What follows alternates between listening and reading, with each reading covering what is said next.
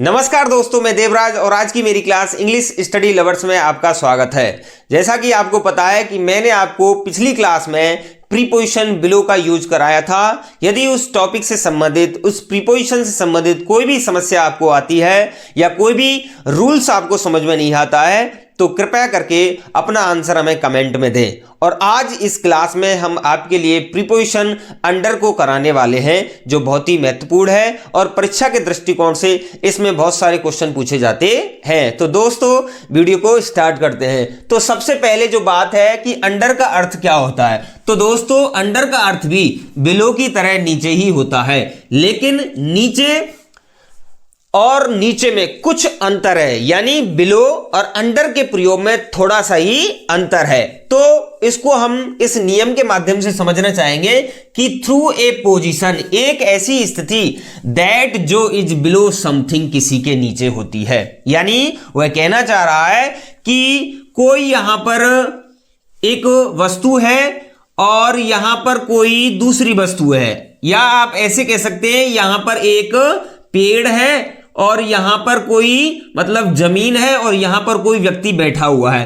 तो उस स्थिति में हम अंडर का प्रयोग करते हैं। कैसे कि मैंने बताया था कि बिलो का भी यूज अंडर के अर्थ में होता है, नीचे के अर्थ में होता है, कि वो अंडर जो होता है वो ज्यादा नीचे नहीं होता है, सिंपली थोड़ा सा ही नीचे होता है, सिंपली लोअर होता है, थोड़ा सा ही नीचे होता है। लेकिन जो अंडर होता है उसकी जो मात्रा है वो थोड़े नीचे होती है, यानी बिलो थोड़ा कम नीचे और अंडर थोड़ा ज्यादा नीचे। तो हम कह सकते हैं कि जैसे यहां पर कोई पेड़ है और पेड़ के नीचे कोई व्यक्ति बैठा हुआ है, तो उस स्थिति में हम अंडर का प्रयोग करेंगे। तो एग्जाम्पल के माध्यम से समझना चाहेंगे कि हैव यू लुक्ड, क्या आपने देखा अंडर द बेड, बेड के नीचे, यानी क्या आपने कोई बेड के नीचे देखा। यानी कहने का मतलब सीधा सीधा अर्थ है कि जिस तरीके से एबव और ओवर में अंतर होता है उसी तरीके से बिलो और अंडर में होता है। यानी जैसे एबव को यूज करने के लिए उसके नीचे एक पॉइंट को होना जरूरी है, लेकिन एबव में कोई पॉइंट नहीं होता है। उसी तरह अंडर को यूज करने के लिए ऊपर कोई पॉइंट होना चाहिए, तब अंडर का यूज होता है, लेकिन बिलो के अंतर्गत ऐसी स्थिति नहीं आती है। यानी वो ज्यादा दूरी में नीचे नहीं होता है, बल्कि अंडर ज्यादा दूरी में नीचे होता है। तो उसने पहले एग्जाम्पल में बताया है कि have you looked under the bed. अब यहां पर हम इस बेड को एक पॉइंट मान सकते हैं और पॉइंट के नीचे यानी अंडर नीचे क्या आपने उसको देखा, तो यहां पर इस स्थिति में हम अंडर का प्रयोग करते हैं। दूसरा एग्जांपल देखना चाहेंगे, सी प्लेस द लेडर। लेडर का मतलब होता है सीढ़ियां या सीढ़ी। तो अंडर द विंडो, यानी विंडो माने खिड़की, यानी उसने अपनी जो सीढ़ी थी खिड़की के नीचे रखी। यानी एक खिड़की थी, वहां पर वह अपनी उस सीढ़ी को ले गया और वहां जाकर उसने रख दी। तो उस स्थिति में हम किसका प्रयोग करेंगे दोस्तों? अंडर का प्रयोग करेंगे। यह बहुत ही इंपॉर्टेंट नियम है। अगला जो नियम क्या कहता है नेक्स्ट, वो क्या है कि अधीन यानी सबऑर्डिनेशन होने की स्थिति में, यानी एक नियम इसके विपरीत बिलो का भी था, लेकिन उसमें अधीन नहीं था, वो पद में नीचे था, लोअर रैंक में था, लोअर पोजीशन थी, उसका पद में नीचे था। जैसे कि मैंने बताया था कि एक इंस्पेक्टर है कोई पुलिस वाला, और पुलिस वाला उसके नीचे है, यानी कोई थानेदार है और थानेदार के नीचे हवलदार है। तो थानेदार एक अलग पद है और हवलदार एक नीचे का पद है। तो उस स्थिति में हम बिलो का प्रयोग करेंगे। जैसे कि कोई कंपनी है, कोई मैनेजर है और मैनेजर के नीचे कोई क्लर्क काम करता है, तो उस स्थिति में बिलो का प्रयोग करेंगे। लेकिन यहां पर वो अधीन कहना चाहता है कि एक कंपनी है और कंपनी का एक मालिक है, उसके नीचे 5 व्यक्ति काम करते हैं, उसके अधीन काम करते हैं। जैसे कि कोई एक ग्रुप है, ग्रुप में कोई लीडर है और उसके अधीन मानो 20 व्यक्ति काम करते हैं, तो उस अधीनस्थ सबऑर्डिनेशन के लिए हमें बिलो का ही प्रयोग करना चाहिए, ना कि अंडर का। यदि उस स्थिति में हमें कहा जाए कि पद में छोटा है, पद में कम है, तो उस स्थिति में हमें बिलो का प्रयोग करना चाहिए। यदि वो कहता है कि अधीन है, यानी किसी व्यक्ति के अधीन काम करता है, तो उस स्थिति में हमें अंडर का ही यूज करना चाहिए। जैसे कि a writer is under the publisher, यानी जो पब्लिशर प्रकाशक होता है उसके अधीन जो होता है वो राइटर होता है, यानी उसके अधीनस्थ ही राइटर लेखन का कार्य करता है।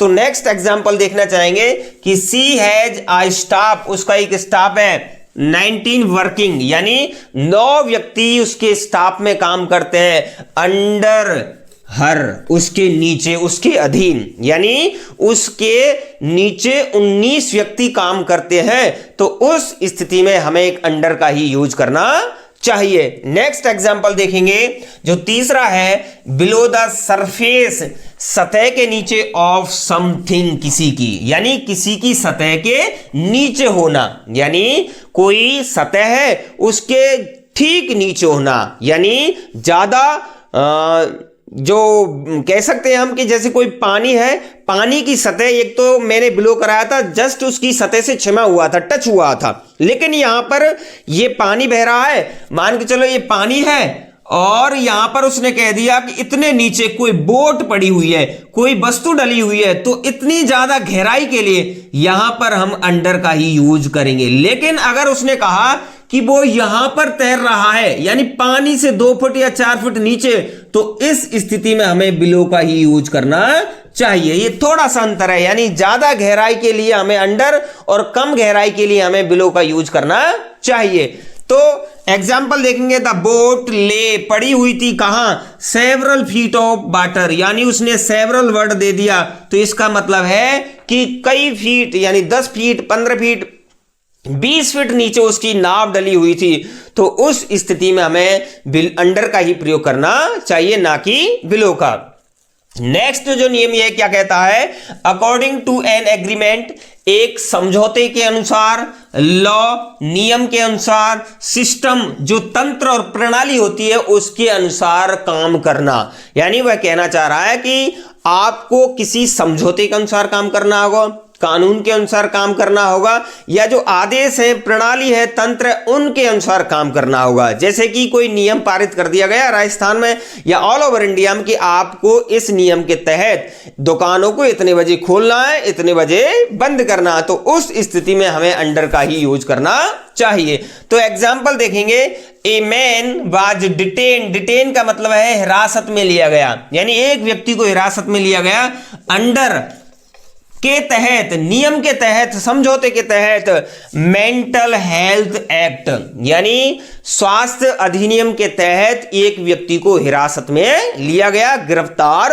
किया गया, यानी मानसिक स्वास्थ्य अधिनियम के तहत उस व्यक्ति को गिरफ्तार किया गया। तो यहां पर एक लॉ के अनुसार या समझौते के अनुसार उसको गिरफ्तार किया गया। और दूसरा है अंडर द टर्म्स, यानी स्थिति, शर्त के अनुसार, ऑफ द लीज, लीज माने होता है पट्टा, यू हैड नो राइट, आपके पास कोई अधिकार नहीं है, टू सबलेट, सबलेट का मतलब होता है किराए पर देना, द प्रॉपर्टी, इस संपत्ति को, यानी आपके पास जो ये शर्त है, जो ये नियम है, ये शर्त लगी है कि जो पट्टे की जो शर्त है आपके अनुसार, तो तुम इस पट्टे को किराए पर नहीं दे सकते हैं, यानी आपसे समझौता करा लिया गया है, आपसे सिग्नेचर करा लिए गए हैं, शर्त रख दी गई है कि आपके पास अधिकार नहीं है कि आप इस जमीन को किराए पर दे सकें। तो दोस्तों आगे हम अगले जो नियम है कि अंडर का और कहां प्रयोग हो सकता है उसके बारे में थोड़ा और चर्चा करेंगे कि अंडर का प्रयोग और किन किन स्थितियों में हो सकता है।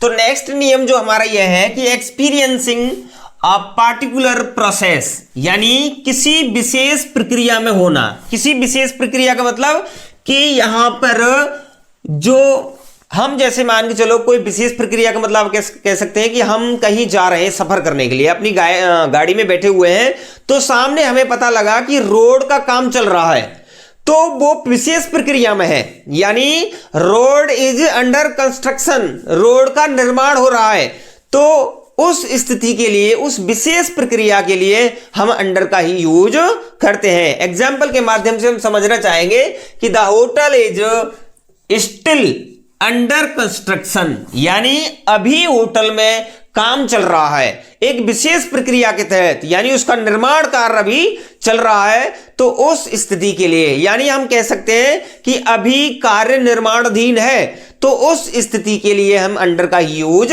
करते हैं। जैसे कि the matter is under investigation, अभी इस मामले पर छानबीन चल रही है, लोग अभी अधिकारी लोग आए हैं और यहाँ और बैठकर अभी चर्चा कर रहे हैं कि क्या हो सकता है और क्या नहीं हो सकता है, तो उस स्थिति में हम अंडर का ही यूज करते हैं। नेक्स्ट जो नियम है वो इसका यह है 6 वाला, अफेक्टेड बाई समथिंग, किसी चीज से प्रभावित होना, तो उस स्थिति में भी हम किसका प्रयोग करते हैं, अंडर का ही यूज करते हैं। प्रभावित का मतलब जैसे कि ही इज अंडर स्ट्रेस, यानी वह तनाव में है, तनाव से प्रभावित है, यानी मेरा काम में मन नहीं लग रहा है तो मुझे तनाव है, कोई चिंता है, कोई परेशानी है, मेरे सामने कोई ऐसी समस्या है जिसका मैं समाधान नहीं कर सकता हूं, तो उसका प्रभाव मेरे ऊपर है, तो इस स्थिति में भी हम दोस्तों अंडर का ही यूज करते हैं। और नेक्स्ट जो नियम है इसका वो है लेस देन या यंगर देन, यानी कम उम्र होना,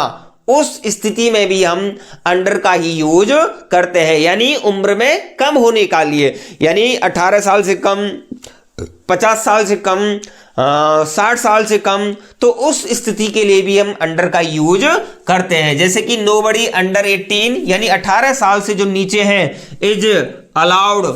is not allowed, nobody allow 18 is allowed two by alcohol, यानी वह कहना चाहता है कि 18 साल से कम उम्र के जो बच्चे हैं अंडर 18, तो उनके लिए शराब खरीदने का कोई अधिकार नहीं है, तो उस स्थिति में भी हम किसका प्रयोग करते हैं, अंडर का यूज करते हैं। तो इसका जो नेक्स्ट नियम है यहां पर भी अंडर का ही यूज होता है, वो नियम क्या है, यूजिंग ए पार्टिकुलर नेम, यानी उपनाम प्रयोग करने के लिए। यानी उपनाम का मतलब क्या होता है कि गांव में या कहीं भी आप देख लें कि एक व्यक्ति के 2 नाम होते हैं, जैसे कि किसी का नाम मोहन है और उसे गांव के लोग चिंटू, पिंटू कहकर बुलाते हैं, तो चिंटू उसका उपनाम हो गया, स्यूडोनेम हो गया, और विवेक उसका वास्तविक नाम हो गया। तो यदि वह चिंटू अपने नाम को लिखना चाहता है तो अंडर का यूज हम वहां पर करते हैं, ये ध्यान रखना है दोस्तों।